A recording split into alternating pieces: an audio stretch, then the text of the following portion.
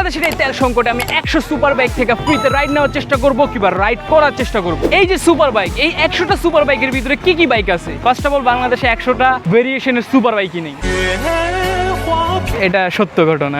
কিন্তু তাও আমরা 10টি লিস্ট বানিয়েছি সুপার বাইকের, যেটার ভিতরে আছে R15, KTM, Demon, Suzuki GSX-R, MT-15, 4B, Bullet, Kawasaki, Repsol. ভাই বাংলাদেশে 10টা সুপার বাইকও নেই, যেটি একদম লিস্ট ভাই আমি লিস্ট কইতে পারবো, খুঁজে বাইর করা লাগতেছে। যাই হোক, যে কয়টার বাইক আমরা বলছি এই কয়টা বাইকও আমরা রাইড নেওয়ার চেষ্টা করবো সুপার বাইকের ভিতরে। এখন তোমরা বলতে পারো দামি দামি স্পোর্টস বাইক থেকে আমি ইজিলি রাইড পেয়ে যাবো, এতই সহজ না। আজকের ভিডিও এত সহজ করবো না। এই চ্যালেঞ্জটা হার্ড করার জন্য এই চ্যালেঞ্জে আমি 2টি টাস্ক রাখছি। প্রথম টাস্ক হলো তেলের পাম্পে লাইনে দাঁড়ানো এমন একটা বাইকার থেকে রাইড নেওয়া লাগবে, কারণ সবার মাথা রাস্তাতে ঠান্ডা থাকলেও তেলের পাম্পে ভাই কারো মাথা ঠান্ডা না। আর সেকেন্ড টাস্ক হলো 100টা বাইক থেকে আমাকে রাইড নেওয়া লাগবে। তো চলো আজকের এই গরম গরম ভিডিও এই গরম রোদের ভিতরে শুরু করা যাক। তো গাইস, যেমন আমরা বলছিলাম আমরা রাস্তা থেকেও রাইড নিব এন্ড চ্যালেঞ্জ হার্ড করার জন্য আমরা পাম্প থেকেও রাইড নিব।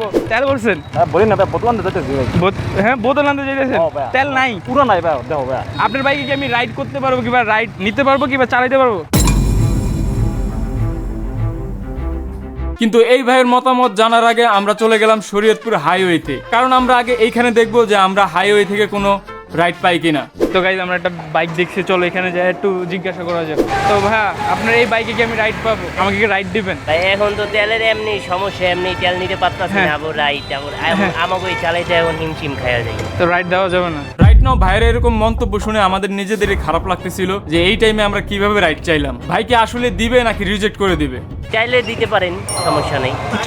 চলেন রাইড নেই। বলতে না বলতে একটা রাইড পেয়ে গেলাম ভাইয়ের বাইকে।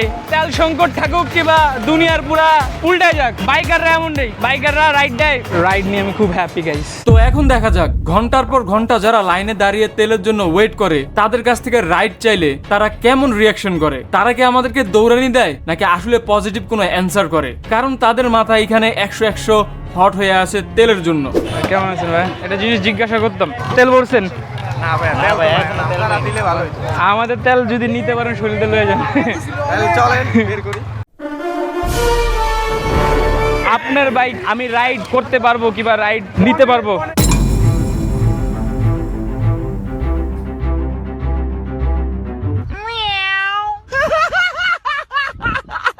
হ্যাঁ ভাই, পারবেন অবশ্যই। পারমু? হ্যাঁ পারবেন।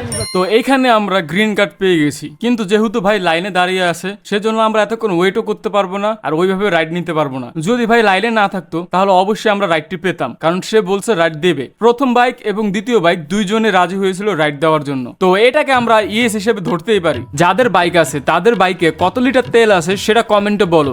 যার বাইকে বেশি তেল থাকবে তার কমেন্ট পিন করা হবে এবং সবাই দেখবে সে কত বড় লোক।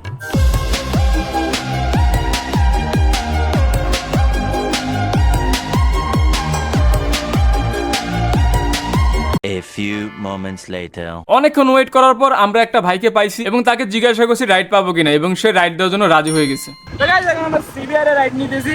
আই নো আমরা ইন্ট্রোতে অনেক বাইকের নাম বলি নাই, বাট ওটা আমরা মাথায় আসে না থেকে বলি নাই। বাট সিবিআরও কিন্তু একটা স্পোর্ট বাইক, তো ভালোই লাগতেছে আমার কাছে রাইড নিয়ে। এটা টপ কত ওঠে? আমি মাওয়াতে 147 ওঠে। ও 147 ভাই, আর গাইস আবারও বলতেছি, আমাদের কিছু কথাই হয়তো বা কমেন্টে অলরেডি ঝগড়া লাগে গেছে। আমরা বলছি 10টা স্পোর্টস বাইক নাই, ইচ্ছা করে করছি জান তোমরা কমেন্টে ঝগড়া করো। আমরা জানি 10টা স্পোর্টস বাইক আছে, কিন্তু ওই টাইমে গরমের কারণে মাথায় আসে নাই। আমরা এরকম ওয়েট করতেই থাকি প্রায় 2 ঘন্টা আমরা এরকম রাস্তার পাশে ওয়েট করতে থাকি, কিন্তু আমরা রাইড নেওয়ার মতো অমন কোনো বাইক পাই না।